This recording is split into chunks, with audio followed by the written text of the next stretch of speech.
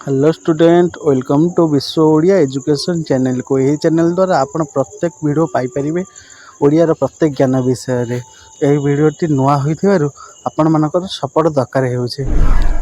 यही चैनल को आपण माने लाइक शेयर एवं सब्सक्राइब करी आगो को नेबार सहायता करंतो। चलंतु देखिबा आज दशम श्रेणी रो वंदे उत्कल जननी विषय। लक्ष्मीकांत महापात्र ओडिशा रे कांतकवि भाव में सुपरिचित एक आद्य स्रष्टा। ओडिया भाषा साहित्यर उल्लेखयोग्य कृति समूह रचना द्वारा से कालजयी स्रष्टा रूपे सुख्यात। से 1888 मसीहा डिसेम्बर मास 9 तारिख दिन माणबसा गुरुवार जन्मग्रहण करथिले। तांको नाम रखा जायतिला लक्ष्मीकांत, कारण जेहेतु माणबसा दिन से जन्म ग्रहण करथिले तेणु लक्ष्मी नाम अनुसार तांको ना तो लक्ष्मी रखा जाय परिबनी, कारण जेहेतु से जने पुत्र थिले बा पुओ थिले तेणु पुओ पिला जोगु तांको ना रखागला लक्ष्मींकर कांत इज इक्वल टू लक्ष्मीकांत। तांकर पिता चौधरी भागवत प्रसाद सामंतराय महापात्र थे जमीदार और संप्रति भद्रक जिला अंतर्गत तालापड़ा ग्रामर बासिंदा। ताहले आमे जानिले कौन ना लक्ष्मीकांत महापात्रंकर आकुरेट ग्रामटी होउची तालपदा। तालपड़ा तांको पितांको नाम एई पॉइंट को सब पिला माने निश्चिंत भाव में मन रखिथिबो। पितांको नाम होउची चौधरी भागवत प्रसाद सामंतराय महापात्र, जमीदार वंश रे जन्म ग्रहण करथिले। तांकर मातांको नाम होउची राधामणी देवी। लक्ष्मीकांत महापात्रंकर पितांको नाम होउची चौधरी भागवत प्रसाद सामंतराय महापात्र एवं मातांको नाम होउची राधामणी देवी। से थिले कंटापड़ा जमीदारंकर कन्या। तांकर मा लक्ष्मीकांतंकर माता जे थिले से थिले कंटापड़ा जमीदारंकर कन्या। कन्या माने होउची झियो। से कटक बालेश्वर ठारे हाई स्कूल शिक्षा समाप्त करी Calcutta Ripon college Cuttack Ravenshaw college उच्च शिक्षा लाभ करथिले। किए ना आमर लक्ष्मीकांत महापात्र लेखक जी से कौन करथिले ना कटक बालेश्वर ठारे हाई स्कूल शिक्षा समाप्त करि सारिथिले। करिकिरे कौन करथिले ना कलिकता स्थित रिपन कॉलेज कटक रेभेन्सा उच्च कॉलेज रु उच्च शिक्षा लाभ करथिले। भाग्यर विडंबना शारीरिक असुस्थता हेतु क्षेत्र में अधिक आगे न पारी पारिवारिक गुरु से कहला ना तांको देह बहुत असुस्थ होता। असुस्थ हेबा जोगु से आगो को आ पढ़ी पारि नथिले। कौन करथिले ताहले ना तांकर जो परिवार गुरु थिले, परिवार गुरु कौन ना आगरु कूल रे गुरु रखा जाती। जेहेतु जमीदार माने तांको पिला मानको पढ़ेवा पई अध्यक्ष रखी तांती बा पंडित लोक मानकु स्थान देउथिले। तांकर सेमती कौन आमर लेखक लक्ष्मीकांत महापात्रंकर परिवार में जड़े कूलगुरु थे। से कूलगुरु बा गुरु बाबाजी, कूलगुरु नाम होची बाबाजी। गुरु बाबाजी रामदासंकर परचना से संगीत रे मनोनिवेश करथिले। कारण लक्ष्मीकांत देह असुस्थ होइतिबार से आगो को विद्या अध्ययन न करी से कौन करथिले ना ये जो संगीत कार्य संगीत निजर मन को कौन करथिले मते देइथिले।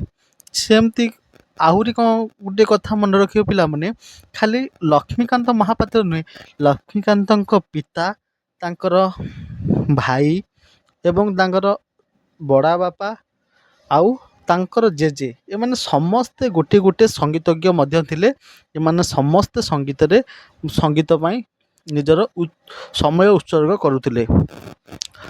तापर कौन होता ना बाबाजी रामदासंकर परचना से संगीत रे मनोनिवेश करथिले। ओडिया साहित्य बहुविध विभाग रे लेखनी चलना करी से निजर स्वतंत्र साहित्य परिचय सृष्टि करथिले। कौन करथिले ना अधिक समय रे अधिक कार्य रे कौन साहित्य रे से निजको बुड़े देइथिले। किए ना लेखक लक्ष्मीकांत महापात्र। कारण तुम जदि गोटे जिनस को मन न दे मन न लगे काम करिवो ताहले से जिनस तुम सफलता पाई परिबो नहीं। से जेहेतु संगीत सहित साहित्य रचना रे निजको मनोनिवेश करथिले तेणु आज साहित्य रे से जणे अन्यतम स्रष्टा बा कांत कवि भाव ସ୍ୱାମୀ କବି ସାହିତ୍ୟର ସ୍ୱାମୀ ଭାବରେ ସେ ଉପାଧି ଲାଭ କରିଛନ୍ତି। ଓଡ଼ିଆ ସାହିତ୍ୟ ବହୁବିଧ ବିଭାଗ ଲେଖନ ଚାଳନା କରି ସେ ନିଜର ସ୍ୱତନ୍ତ୍ର ସାହିତ୍ୟ ପରିଚୟ ସୃଷ୍ଟି କରିଥିଲେ। ତାଙ୍କର ରଚିତ ସ୍ମରଣୀୟ କୃତି ଗୁଡ଼ିକ ହେଉଛି କଣାମାମୁଁ। କଣାମାମୁଁ ଏକ ଉପନ୍ୟାସ ଜନିତ ତାଙ୍କର ଲେଖନୀ। ଜୀବନ ସଙ୍ଗୀତ ସଙ୍ଗୀତ ଗୁଚ୍ଛରୁ ସଂଗୃହୀତ। ସେହି ପଦ ପଲ୍ଲବ ମୁଦାରମ୍ ସେ ଦେହି ପଦ ପଲ୍ଲବ ମୁଦାରମ୍ ଗଳ୍ପ ସଂକଳନ, ଏଇଟା ହେଉଛି ତାଙ୍କର ଗୋଟେ ଗଳ୍ପ। ଦେହି ପଦ ପଲ୍ଲବ ମୁଦାରମ୍। ଚଟକ ଚନ୍ଦ୍ରହାସ ଚମ୍ପୁ, ଏଇଟା ହେଉଛି ତାଙ୍କ ଲାଳିକା ଗୋଟିଏ ଲେଖା। ଶରୀର ମାଦ୍ୟଂ ପ୍ରବନ୍ଧ ସଂକଳନ, ଶରୀର ମାଦ୍ୟଂ ପ୍ରବନ୍ଧ ପ୍ରଭୃତି ତାଙ୍କର ଗଳ୍ପ। ବୁଢ଼ା ଶଙ୍କାରୀ ଓ କବିତା ସବୁଥିରୁ ବଞ୍ଚିତ କୋଡ଼ି ଓଡ଼ିଶାର ଜନମାନସରେ ବେଶ୍ ପରିଚିତ। 1937 ମସିହାରେ ପ୍ରକାଶିତ ଡଗର ପତ୍ରିକାରେ ସେ ଥିଲେ ପ୍ରତିଷ୍ଠାତା ବା ସମ୍ପାଦକ। ଜାତୀୟତାବାଦୀ ଚେତନା ଏବଂ ଦେଶାତ୍ମକ ବୋଧକ ଭାବନା ଏକ ମନୋଜ୍ଞ କୃତି ଭାବରେ ତାଙ୍କ ରଚିତ। ଏ ଯେଉଁ ବନ୍ଦେ ଉତ୍କଳ ଜନନ୍ତୀ, ଏହି ଗୀତଟି ଓଡ଼ିଶା ସରକାରଙ୍କ ଦ୍ୱାରା 2020 ମସିହାରେ ରାଜ୍ୟ ସଙ୍ଗୀତର ମାନ୍ୟତା ଲାଭ କରିଥିଲା। ତେଣୁ ଏଇଟା ଏଠାରେ ପ୍ରକାଶ ପାଇଛି। ଏହା ଥିଲା ବନ୍ଦେ ଉତ୍କଳ ଜନନୀ ଲକ୍ଷ୍ମୀକାନ୍ତ ମହାପାତ୍ରଙ୍କର ମଧ୍ୟ ଗୋଟିଏ ସମାଜ ଉପରେ ଲେଖନୀ ଚାଳନା ବା ପରିବେଶକୁ ନେଇକରି ତାଙ୍କର ଗୋଟେ ଲେଖନୀ ଚାଳନା। ତତ୍ସହିତ ସେ 1935 ମସିହାରେ ମୃତ୍ୟୁବରଣ କରିଥିଲେ। ଆସନ୍ତୁ ଏଇ ବନ୍ଦେ ଉତ୍କଳ ଜନନୀ ଟିକେ ଏ ଯେଉଁ ପଦେ ଅଛି ତାକୁ ଦେଖିଦେବା। ବନ୍ଦେ ଉତ୍କଳ ଜନନୀ, ବନ୍ଦେ ଶବ୍ଦର ଅର୍ଥ କ'ଣ? ପ୍ରଥମେ ଆମେ ମାନେ ବୁଝିବା ବା ତା'ର ଅର୍ଥ ବୁଝିବା। ବନ୍ଦେ ଶବ୍ଦର ଅର୍ଥ ହେଉଛି ବନ୍ଦନା କରିବା। ଉତ୍କଳ କିଏ? ଉତ୍କଳ ହେଉଛି ଭାରତ ମାତା ବା ଏଇ ଧରଣୀ ରାଣୀ। ଜନନୀ ହେଉଛି ମା କିଏ? ନା ଏଇ ଭାରତ ମାତା ହେଉଛି ଆମ ଜନନୀ। ବନ୍ଦେ ଉତ୍କଳ ଜନନୀ ଅର୍ଥାତ୍ ଏଇ ଯେଉଁ ଉତ୍କଳ ମାତାକୁ ଆମେ କ'ଣ କରିବା? ବନ୍ଦନା କରିବା, ଅର୍ଥାତ୍ ତା'ର ଶରଣ ଯିବା, ତାକୁ ପୂଜା କରିବା। ଚାରୁ ହାସ୍ୟମୟୀ ଯାହାର ହସ ସୁନ୍ଦର, ହାସ ଶବ୍ଦ ଅର୍ଥ ହେଉଛି ହସ। ଚାରୁ ସୁନ୍ଦର, ଯାହାର ହସ ସୁନ୍ଦର। ଚାରୁ ଭାଷ ଶବ୍ଦର ଅର୍ଥ ହେଉଛି ଭାଷା, ଯାହାର ଭାଷା ସୁନ୍ଦର। ଜନନୀ ସିଏ ହେଉଛି ଆମର ଏଇ ଧରଣୀ ମା, ଭାରତ ମାତା, ଜନ୍ମଭୂମି ମାତା। ପୂତ ପୟୋଦୀ ବିଧୌତା ଶରୀର, ପୂତ ଶବ୍ଦର ଅର୍ଥ ହେଉଛି ପବିତ୍ର। ପୟୋଦୀ ହେଉଛି ସମୁଦ୍ର। ବିଧୌତା ହେଉଛି ପୁନର୍ଥର ଆଉଥରେ ଧୋଇବା ବା ଆଉଥରେ ବାରମ୍ବାର ଧୋଇଯିବା। ଶରୀର ଶବ୍ଦର ଅର୍ଥ ହେଉଛି ତା ଦେହ।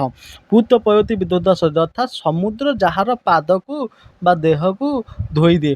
ତାଳ ତମାଳ ସୁଶୋଭିତ ତୀରା, ଯାହାର ଦେହ ସାରା ତାଳ ବୃକ୍ଷ ତମାଳ ବୃକ୍ଷ ସୁଶୋଭିତ ହୋଇଛି ଅର୍ଥାତ୍ ଶୋଭିତ ହୋଇଅଛି।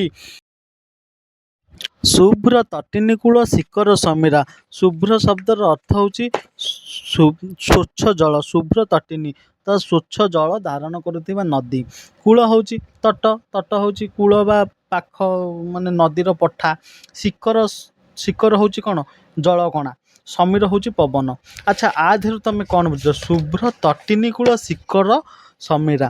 ଶୁଭ୍ର ତଟିନୀ କୂଳ ଶିଖର ସମୀରା ଅର୍ଥାତ୍ ଯେଉଁ ମାଟିର କେଉଁଠି ନା ଭୂପୃଷ୍ଠରେ ସ୍ୱଚ୍ଛ ଜଳ ଥାଏ ଏବଂ ସେଇ ମାଟିର ପର୍ବତ ଉପରେ ପାହାଡ଼ ଉପରେ ମଧ୍ୟ ଜଳକଣା ହିସାବରେ ଜଳ କ'ଣ ହୋଇଥାଏ? ସଞ୍ଚିତ ହୋଇକି ରହିଥାଏ। ଶୁଭ୍ର ତଟିନୀ କୂଳ ଶିଖର ସମୀରା, କୂଳରେ ତଳେ ମଧ୍ୟ ଯେଉଁ ଜଳକଣା ଥାଏ ଉପରେ ବି ମଧ୍ୟ ସେ ଜଳକଣା ଥାଏ ସ୍ୱଚ୍ଛ ହିସାବରେ। ଶୁଭ୍ର ସ୍ୱଚ୍ଛ ଭାବରେ ଜନନୀ ସେ ହେଉଛି ଆମ ଧରଣୀ ମା, ଜନ୍ମଭୂମି ମାତା ଏବଂ ଭାରତ ମାତା। ପିଲାମାନେ, ଆଜିର ଭିଡ଼ିଓଟିକୁ ଏଇଠି ରଖୁଛି। ଯଦି ସମ୍ପୂର୍ଣ୍ଣ ବିଷୟଟିକୁ ବୁଝିବାକୁ ଯିବି, ବିଷୟଟି ଲଙ୍ଗ୍ ହେଇଯିବ, ବୁଝିବା ପାଇଁ ଭାରି କଷ୍ଟ ହେବ, ମାନେ ବୋରିଂ ହେବ। ତ ଯଦି ଏହିପରି ଭିଡ଼ିଓ ଆଗକୁ ଦେଖିବାକୁ ଚାହୁଁଛ ଆଉ ଚ୍ୟାନେଲକୁ ମୋର ଗ୍ରୋଥ୍ କରିବାକୁ ଚାହୁଁଛ ତ ବିଶ୍ୱ ଓଡ଼ିଆ ଏଜୁକେସନ୍ ଚ୍ୟାନେଲକୁ ଲାଇକ୍, ସେୟାର, ସବସ୍କ୍ରାଇବ୍ କରି ଆଗକୁ ବଢ଼ିବାରେ ସପୋର୍ଟ କରନ୍ତୁ। ରହୁଛି। ଜୟ ଜଗନ୍ନାଥ।